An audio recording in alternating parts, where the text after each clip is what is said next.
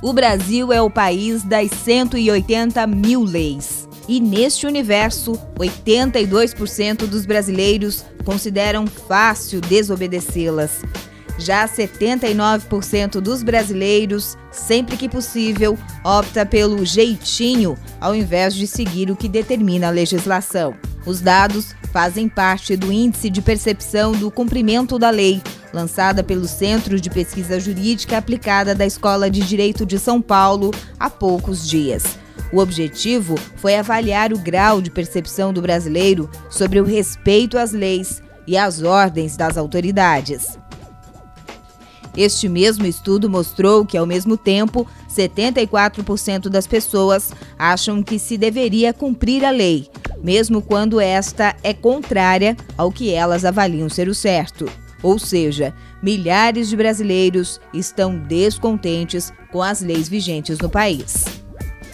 Mas se há tanta gente descontente com as regras no Brasil, o que fazer para mudar este quadro? E os brasileiros? Se eles pudessem propor leis. Você sabia que a população pode propor leis para os seus deputados? Não. Não sabia. Porque eu não sou daqui, né? Não sou nativo daqui, eu não tô sabendo, cheguei esses dias. Não sabia. Sabia. Você já propôs alguma vez algum projeto? Não, eu sempre assinei, né, o que a população pedia aqui, principalmente na Felipe Schmidt, mas eu sabia que a gente pode propor. Hoje a nossa Constituição Estadual prevê que, se as pessoas quiserem apresentar um projeto de lei diretamente, não através de um deputado, coletando assinaturas, 1% das assinaturas dos eleitores estaduais, você pode apresentar um projeto de lei. É do deputado Neudi Sareta, do PT, um dos mais importantes projetos de lei em tramitação na Assembleia Legislativa. Nosso parlamento deve decidir no segundo semestre deste ano se os catarinenses poderão arrecadar assinaturas online para a proposição dos chamados projetos de iniciativa popular.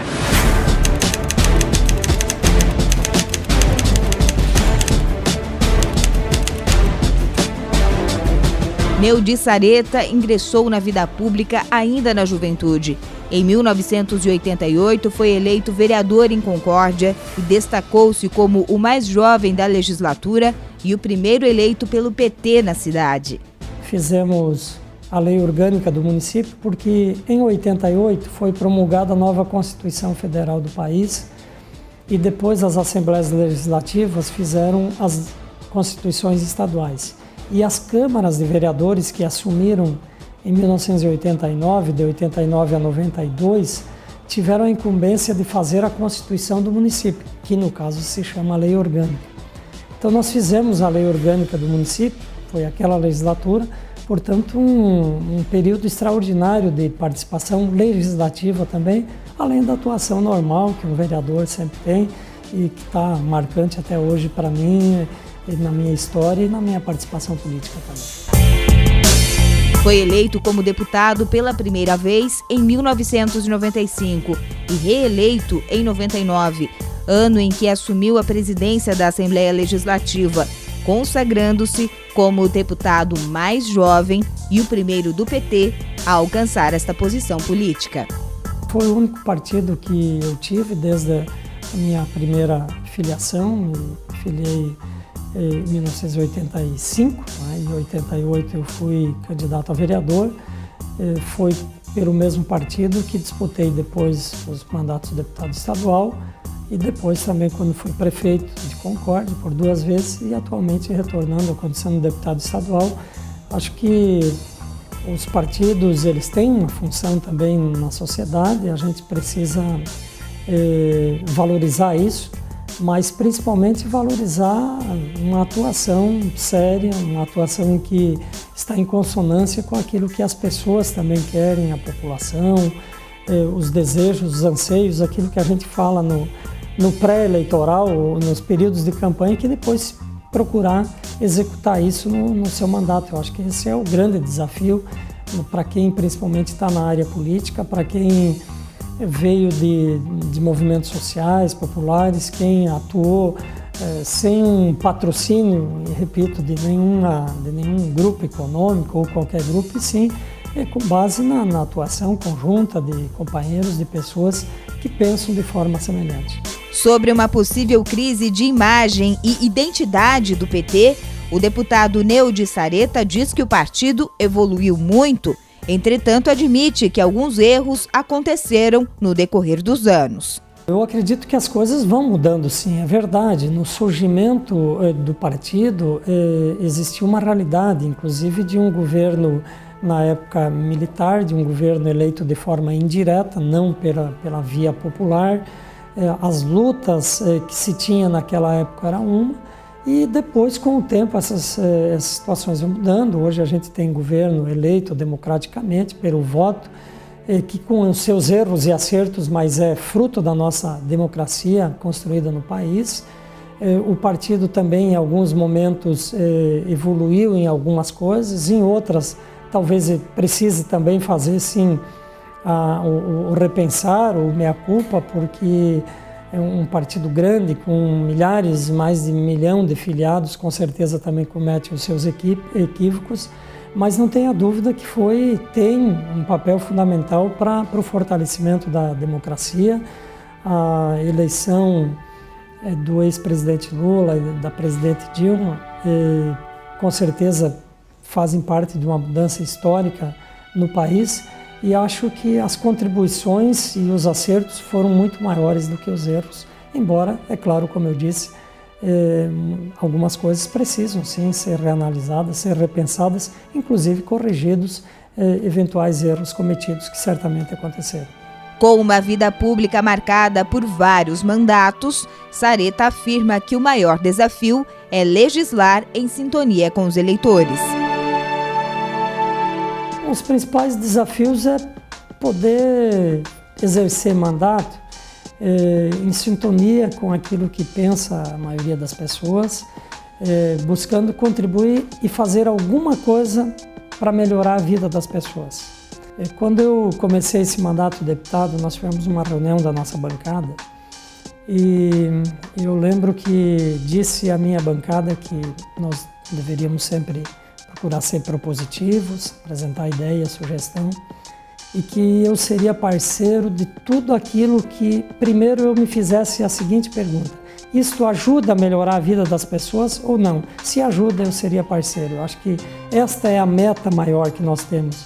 Muito embora a gente saiba que esta área nós estamos bastante expostos. Há uma insatisfação, inclusive, com os políticos de maneira geral, e isto tem razões de ser, tem exemplos para isso que mostram essa insatisfação, exemplos que não são condizentes, mas ao mesmo tempo também, se bem verificado, tem exemplos positivos também de pessoas que procuram se esforçar para fazer uma melhor. Então, acho que o nosso grande desafio é isso, poder exercer com dignidade o mandato, deixar às vezes o convívio até mesmo familiar, às vezes um final de semana em que você poderia estar tranquilo em casa, você está girando de um município para outro, andando na estrada, mas são os riscos que se assumem em função de uma atividade e deve se fazer com alegria, com prazer. Eu faço isso com satisfação e acho que o dia que não tiver mais disposição a gente deve fazer outra coisa, mas exercer isso é um desafio grande também.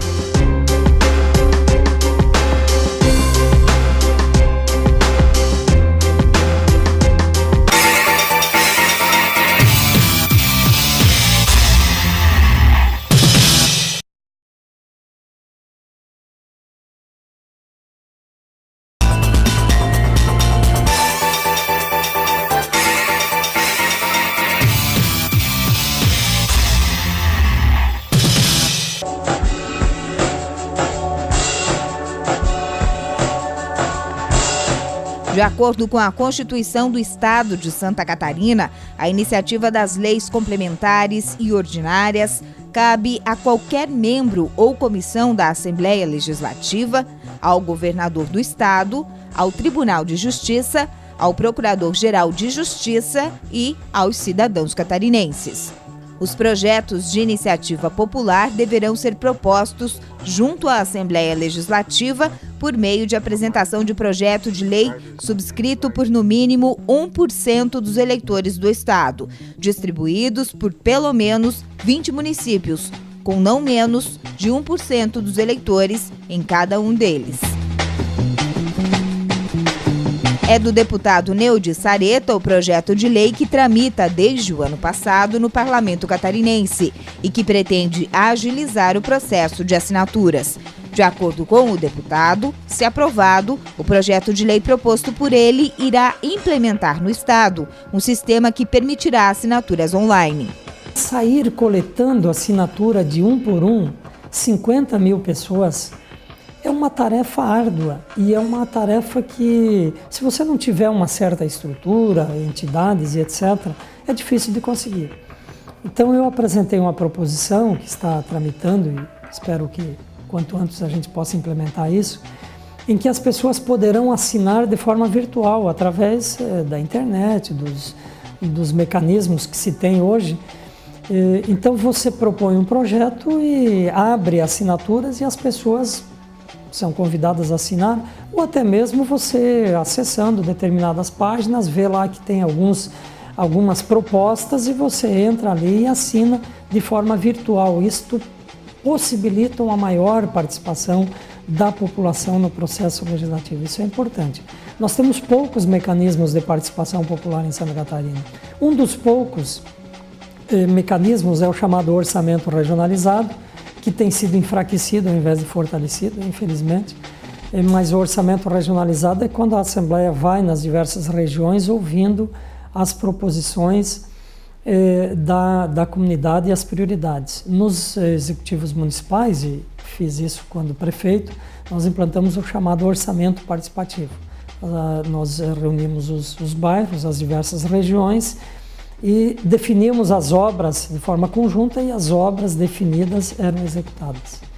No período em que fui prefeito, 1.182 obras ou ações decididas no orçamento participativo e todas elas executadas. Cada ano uma quantia e no ano seguinte, então, a sua execução com a devida prestação de contas. Aqui no Legislativo nós temos que criar mais mecanismos de participação popular. E esta forma de subscrição de projetos diretamente pela população é muito importante. Vai aproximar o eleitor do eleito, poderão haver iniciativas importantes que nos apresentem, que nos tragam, independente de uma proposta do deputado. Alguém pode até dizer o seguinte: olha, mas vocês já estão eleitos, vocês é que têm que fazer. Sim, nós temos essa obrigação e temos que fazer.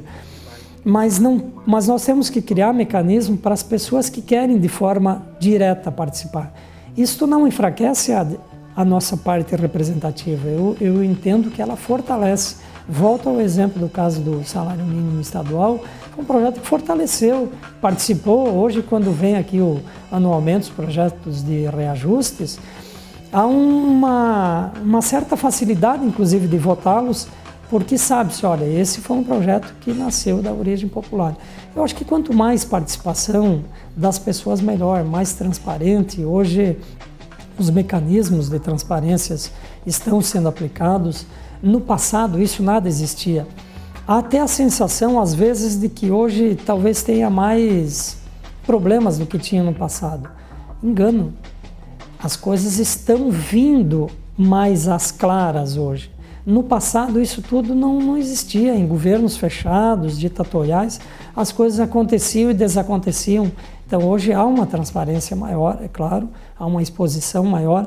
Eu acho que é importante que também as pessoas procurem, de uma forma ou de outra, dentro do seu dia a dia, também estar o máximo informado possível para poder ter posições críticas e poder, inclusive, na hora de uma posição crítica, saber discernir o que é a crítica construtiva do bem e o que é aquela crítica, às vezes, também daquele que apenas quer ver ou quer impedir que determinadas coisas sejam realizadas, que isso também acontece. Um exemplo de projeto de iniciativa popular que virou lei e entrou em vigor no início deste ano é o projeto que institui a Semana Catarinense de Reciclagem nas escolas públicas e foi proposto por alunos da Escola de Educação Básica Santo Anjo, no município de Rio das Antas. Os alunos defenderam o projeto durante o Parlamento Jovem e receberam apoio integral do deputado Neudi Sareta. Ele apresentou a proposta como projeto de lei, recebendo votos favoráveis de todos os demais parlamentares. Estiveram os alunos e apresentaram que eles tinham elaborado como Parlamento Jovem a proposta de ter em Santa Catarina a semana nas escolas públicas, a semana da reciclagem. E demonstravam na sua justificativa que talvez o problema maior não seja nem a produção do lixo, no caso específico trata da reciclagem de lixo, mas sim a sua destinação, seu destino correto, a sua separação, a sua reciclagem, e propunham então que houvesse uma semana de conscientização sobre isso. Eu apanhei essa proposta que me apresentaram e apresentei à Assembleia Legislativa tal qual eles haviam apresentado. É claro que dando os créditos devidos, inclusive na justificativa, eu abro a justificativa falando que veio dos alunos e coloco 2 pontos, abro aspas e repito a justificativa que os alunos fizeram. Esse projeto passou por todas as comissões que deveria passar aqui da casa por unanimidade, foi ao plenário, foi aprovado por unanimidade, ou seja, por todos os deputados. O governador sancionou e virou a lei. E hoje em Santa Catarina existe uma semana que se pensa a reciclagem nas escolas públicas, fruto de um trabalho dos alunos de uma escola. Depois, agora, a lei então sancionada, eu visitei a escola, que eu não conhecia, inclusive, essa escola, nunca havia passado pelo município de Rio das Antas, sim, mas não tinha ali maiores conhecimentos com as pessoas. Fui à escola, lá estavam os alunos, e eles levaram e estão com crédito e disse, olha, esse é o projeto de vocês. Eu apenas fui aquela pessoa, claro, pela função que eu tenho, que poderia fazer, mas o crédito é da escola. Outro exemplo de projeto de lei de iniciativa popular atualmente em vigor em Santa Catarina é o que regulamentou o salário mínimo regional. O projeto teve origem na classe empresarial empregadora e hoje determina 4 pisos salariais, abrangendo boa parte dos trabalhadores do Estado. Nós tivemos na origem o projeto de lei que criou o piso estadual, ele foi um projeto de lei de iniciativa popular. Mais de 50 mil pessoas, principalmente capitaneadas pelas entidades sindicais de trabalhadores, centrais sindicais, sindicatos que coletaram mais de 50 mil assinaturas e estipularam o salário mínimo estadual. Hoje, para ter uma ideia, o salário mínimo nacional é R$ 678. O salário mínimo aqui no estado, ele tem diversas faixas, mas a faixa menor é R$ 765 e a faixa maior é R$ 875. Estes valores são anualmente reajustados e eles são debatidos pelas entidades patronais, ou seja, dos empresários e dos trabalhadores. E eles chegam a um acordo, vai então esta negociação ao governador, que remete à Assembleia, e nós, nesses últimos 2 anos, na Comissão de Finanças, fui o relator da proposta sempre, acatamos integralmente porque ela é fruto de uma negociação já entre os trabalhadores e os empregadores, e vem aqui, tem sido aprovado por unanimidade. É uma forma também, sim, clara de participação popular no processo legislativo.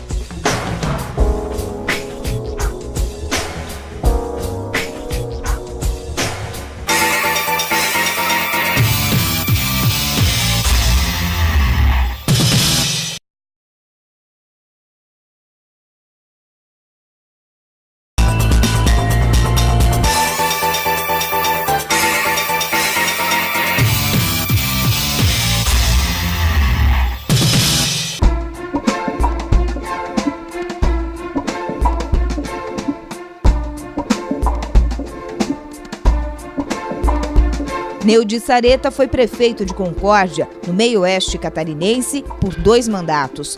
Em seu terceiro mandato como deputado estadual, preside a Frente Parlamentar em Defesa da Saúde do Trabalhador, o Fórum Parlamentar do Esporte e a Comissão de Turismo e Meio Ambiente. É vice-presidente da Comissão de Relacionamento Institucional, Comunicação e Mercosul, além de membro da Comissão de Finanças e Tributação. Entre os projetos propostos pelo deputado e em discussão atualmente no Parlamento catarinense, está a proposição para a alteração do artigo 167 da Constituição do Estado de Santa Catarina, que determina a aplicação de 25% do orçamento dos municípios em educação. A PEC do deputado Neudy Sareta defende que este percentual aumente para 30%. Está tramitando uma proposta de emenda constitucional. Eu sei que não é fácil aprovar essa emenda constitucional, mas ela ganha força. Ela ganha força pelo desejo que cada vez mais o país tem, Santa Catarina tem, de investir mais em educação. Quando foi aprovado que, no mínimo, os municípios e o Estado deveriam aplicar 25% em educação, foi um grande avanço naquela ocasião, porque se aplicava bem menos. E os 25% para a educação vieram e melhoraram a educação para o momento, mas não suficientemente. Hoje os 25% são pouco. Não dá mais para um município, por exemplo, só aplicar 25% em educação. E eu digo isso com tranquilidade de quem já foi prefeito e não aplicou só 25%. Nós sempre aplicamos mais, chegamos a 32%. Se pegar a média do período, certamente ficará em torno de 30%. Só que cada ano, acho até que a demanda é maior. Os governos que estão agora nas prefeituras podem até passar de 30%. O Estado tem ficado restrito aos 25% e, de maneira geral, nem cumprido os 25%. Inclusive, no ano passado, o Tribunal de Contas mostra que não foi cumprido 25%. Nós precisamos mais recursos. Agora está sendo aprovado e foi aprovado a questão da utilização dos royalties do pré-sal do petróleo para 75% para a educação. É um avanço importante, mas o orçamento do Estado e dos municípios também precisa avançar mais, priorizar. São duas áreas fundamentais, que é a educação e saúde, que precisam mais de recursos.